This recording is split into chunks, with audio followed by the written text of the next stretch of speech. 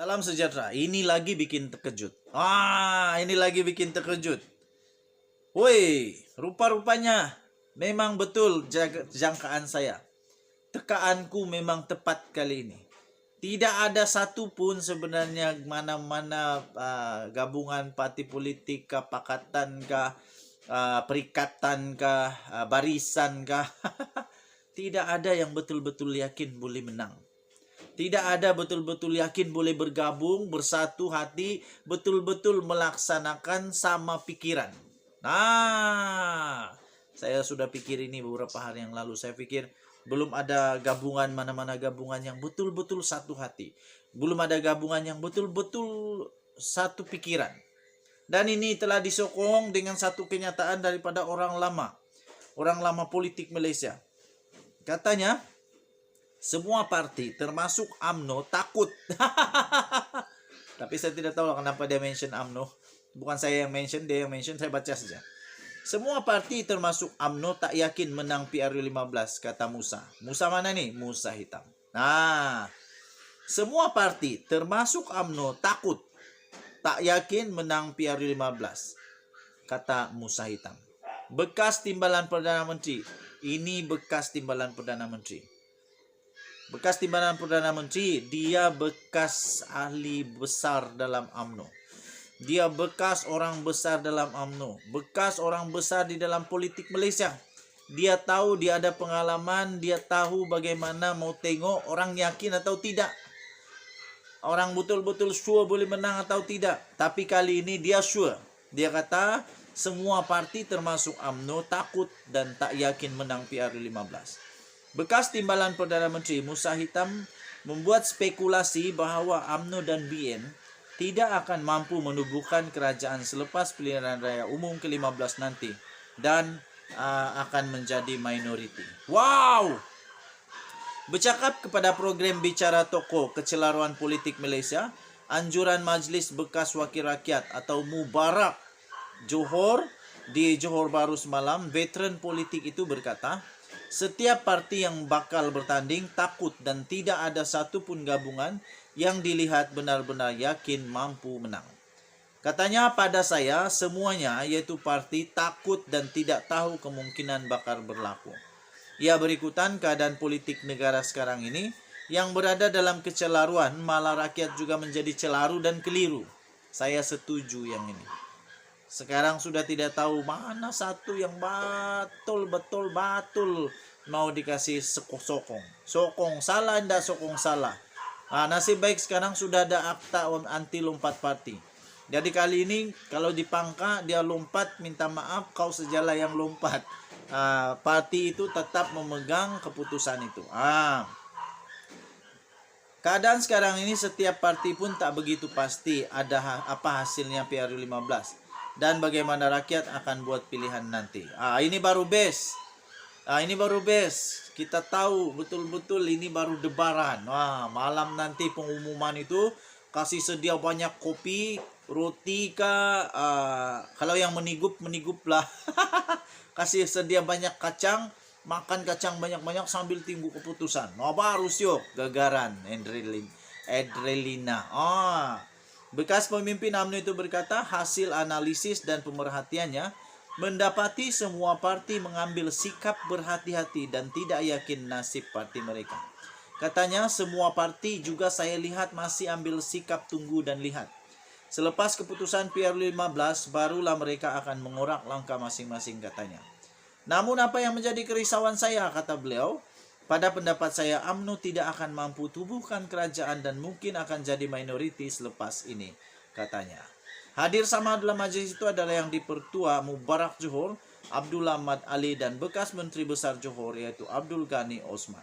Mengulas lanjut, Musa juga berkata UMNO dilihat sedang menghadapi dilema dan krisis kepimpinan paling buruk dalam parti itu. Oke, panjang lagi kamu boleh cari beritanya di Malaysia kini. Bertarik 19 Oktober 2022, tajuk dia semua parti termasuk UMNO tak takut, tak yakin, tak takut.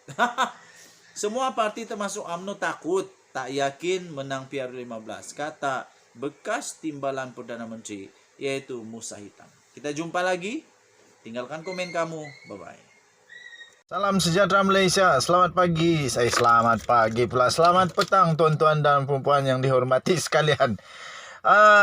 Memang lucu lah politik Malaysia sekarang. Betul-betul lucu. Kadang-kadang logik juga. Tapi pernah kau fikir orang yang betul-betul susah? Ahmad Maslan kata begini, PRU Tengkujuh, kalau hujan pakailah payung. Tak payah ajar kami pakai payung. Kami memang lahir-lahir lagi memang dah pandai pakai payung kalau hujan. Memanglah, takkanlah pakai plastik pula. Aduh, takkanlah pakai plastik, takkan pakai envelope pula. Memang pakai payung. Masalahnya, kamu pernahkah pergi tempat kami yang banjir? Kamu pernahkah datang tempat kami yang banjir? Saya ingat dulu kenyataan daripada bekas timbalan SPR itu. Dia kata semua sekolah-sekolah tempat membuang undi, pusat-pusat membuang undi, semua memang sudah strategik. Memanglah strategik. Siapa kata tak strategik? Masalahnya manusia kena jalan pergi tempat mengundi. Bukan terbang. Bukan terbang. Kena jalan pergi tempat mengundi, pakcik, makcik. Dan bagi makcik-makcik, pakcik-pakcik yang suka sangat pilihan raya tu, mungkin tempat kamu ada MRT, LRT kah, apa RTT, semua ada. Kami ni, kalau banjir, bukan fikir pasal membuang undi, fikir macam mana mau survive. Sebab kalau banjir di tempat saya mengundi, okey. Saya jemput Zahid Hamidi, Ahmad Maslan kah, Tok Matasan kah. Kalau banjir tempat kami, saya jemput kamu datang di tempat saya. Kita tengok sama-sama sekolah tempat kami membuang undi. Kamu tengok tempat tu, memang seronok kalau pakai payung kah? Bolehkah kasih selamat diri dengan payung? Di tengah-tengah kebimbangan PR15 diadakan pada musim tengkujuh, Setiausaha Agung UMNO Ahmad Maslan berkata, pengundi masih perlu keluar mengundi meskipun cuaca mendung. Anak saya, masuk saja. Anak saya mau masuk tapi dia segan. Malu-malu kucing. Saya kata masuk saja. Sebab kenapa hujan sekarang? Hujan dah pakcik. Sekarang ini bukan baru mau hujan. Sudah hujan pun. Ada tempat yang sudah banjir pun. Pengundi masih perlu keluar mengundi meskipun cuaca mendung. Menjawab soalan mengenai kesan iklim terhadap ratusan keluar mengundi, Ahmad Maslan berkata, hujan tidak sepatutnya menjadi alasan untuk tidak keluar mengundi. Memanglah pakcik Maslan. Maslan pula pakcik Ahmad. Minta maaf. Maafkan saya, memanglah pakcik Ahmad. Kalau hujan pergi mengundi. Tapi kalau banjir macam mana mau pergi mengundi? Macam mana mau pergi mengundi? Aduh, okey. Boleh juga kamu bagi alasan kasih pindah tempat mengundi di tempat yang selesa. Masalahnya kampung-kampung yang di tempat kami ni, kampung-kampung pengundi-pengundi di pusat daerah mengundi kami ni, semua naik air. Jadi mau macam mana mau pergi buang undi? Last. Siapa punya penyokong yang sanggup mati untuk pergi mengundi, dia menang. Itulah. Okey, menjawab soalan mengenai kesan, Ahmad Maslan berkata hujan tidak sepatutnya menjadi alasan. Jadi, okey. Okey. Bukan ada rusuhan pun, dia kata. Tak pernah ada rusuhan sepanjang 14 kali PRU diadakan di Malaysia. Aman damai saja. Apa kena mengenai rusuhan dengan banjir? Rusuhan boleh lari. Banjir macam mana? Aduh, kalau hujan pakailah payung. Jadi, pakai apa? Pakai plastik kah? Kalau hujan pakailah payung. Jadi pada saya mereka perlu keluar mengundi. Katanya seperti dipetik Astro Awani. Lucu lah. Aku rasa lucu betul-betul. Ahmad juga berkata dia menjangkakan jumlah keluar mengundi pada PR15 boleh mencapai 75%. Pakcik Ahmad Maslan. Dulu di Johor dan di Melaka tiada banjir tau pakcik. Ada COVID saja. Yang keluar mengundi sampai ke 75%, pakcik. Anggaran lebih rendah daripada 82.32% rasmi keluar mengundi pada PRU 14 2018 yang lalu. Pakcik, Pakcik Ahmad Maslan, dengarkan dengan baik. Kami merayulah. Kalau mau ke alasan, mau tunjuk kami, tak payahlah tunjuk pakai payung. Nah, sekarang ini bukan sekadar COVID yang kena pikir. Sekarang ini kena fikir tentang banjir lagi, COVID lagi. Oke, jadi sekarang ada dua perkara. Hujan, banjir, dan COVID. 75%, entahlah. Pada PRU 14, peratusan keluar pengundi berjumlah berjumlah 12.229.514 pengundi yang datang mengundi daripada 14.940.624 pemilih yang berdaftar. Bagaimanapun peratusan keluar mengundi sebanyak 75% akan mewakili lebih daripada angka PRU 15 dengan angka rasmi daripada SPR setakat Ogos. Setakat ini sudah mencecah 21 juta orang. Wah, kerana ada yang berusia 18 hingga 20 tahun. Okey. Ahmad Maslan berkata anggaran itu berdasarkan bilangan pemilih berdaftar yang lebih tinggi, termasuk mereka yang mempunyai cuma sedikit minat dalam melaksanakan hak mereka. Katanya mereka jenis tak kisah apa berlaku di kiri dan kanan mereka. Mungkin malas nak ambil bahagian dalam proses demokrasi. Jadi saya ramalkan secara pribadi mungkin yang keluar mengundi adalah 75%. Bukan tak kisah, pakcik. Bukan tak kisah. Orang-orang yang tidak mau pergi mengundi itu bukan tak kisah, tapi dia malas sudah.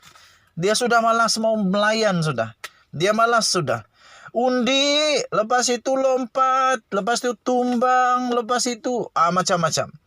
Undi, tumbang, undi, tumbang, lepas itu lompat, lepas itu bikin pening lah. Jadi ramai orang kata, bikin apa lagi mau pergi mengundi. Tapi saya kata, pergilah mengundi. Kasih menang kamu punya parti. Kalau kamu mau UMNO menang, kasih menang UMNO. Kalau kamu mau PKR menang, kasih menang PKR. Ramai-ramai keluar mengundi. Kecuali banjir.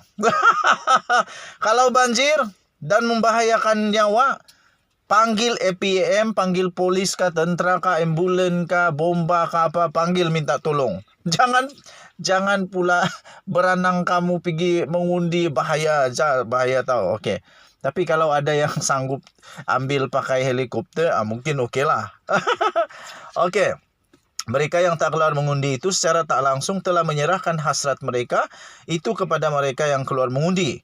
Walaupun itu tidaklah yang setepatnya. Tapi kalau mereka tak keluar, itulah yang boleh disangkakan jelasnya. Sangkaan kamu mungkin kurang tepat kali ini.